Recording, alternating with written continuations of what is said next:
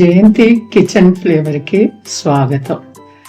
మా అబ్బాయి ఈరోజు మార్కెట్ నుంచి కూరలు తెస్తూ కొత్తిమీరాకు బాగుందమ్మా, అందుకని కొత్తిమీరాకు తీసుకొచ్చాను అని చెప్పాడు. ఇదిగోండి కొత్తిమీరాకు ఎంత చక్కగా ఉందో. ఈ కొత్తిమీరాకు చూసిన తర్వాత మన తెలుగు వాళ్ళ ట్రెడిషనల్ రోటి పచ్చడి కొత్తిమీరాకు కారం చేయాలి అనుకున్నాను.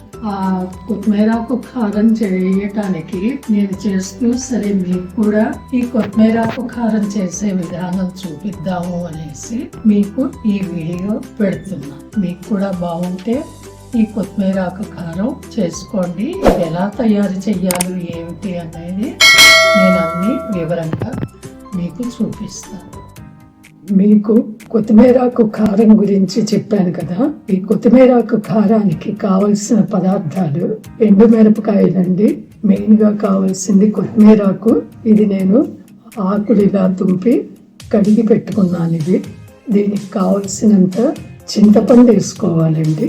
ఇలాగా తొక్కలు ఈనెలు గింజలు తీసి చింతపండు కావాల్సినంత వేసుకోవాలి. అలాగే జీలకర్ర. దీనికి ఏమీ వేయించక్కర్లేదండి, ఏమీ పోపులు పెట్టక్కర్లేదు. ఇది పేరే కొత్తిమీరాకు కారం. రుచిగా ఉంటుంది. ఇది కూడా త్వరగా అయిపోయే పచ్చడి. వేడన్నంలో ఇంత నెయ్యి వేసుకొని తింటే కమ్మగా ఉంటుంది, నోటికి రుచిగా ఉంటుంది. ఇది ఎలాగ నూరుకోవాలో నేను ఇప్పుడు మీకు మిక్సీలో వేసి చూపిస్తాను.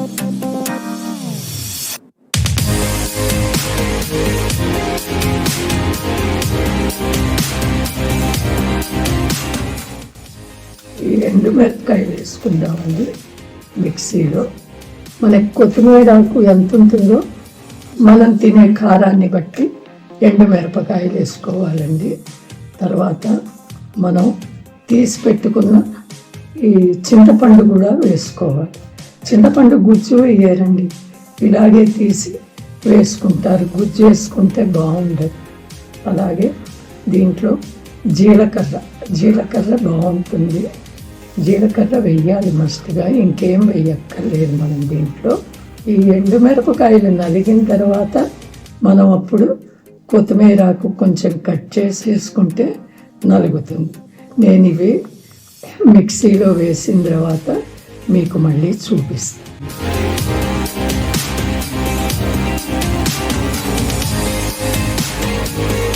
మిరపకాయలు జీలకర్ర మనం వేసిన ఎండుమిరపకాయలు జీలకర్ర చింతపండు అన్నీ మెత్తగా నలిగినాయండి.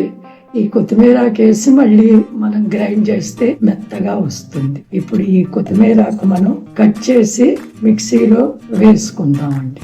కడిగి పెట్టుకున్న కొత్తిమీరాకంతా ఇలాగా కట్ చేసి ఈ మిరపకాయలు గ్రైండ్ చేసాం కదా దాంట్లో వేసుకుందామండి. దీనికి ఏమీ పోపులక్కర్లా, కూర్చొని పచ్చడి చేసుకొని హాయిగా కమ్మగా నెయ్యి వేసుకొని తినచ్చు.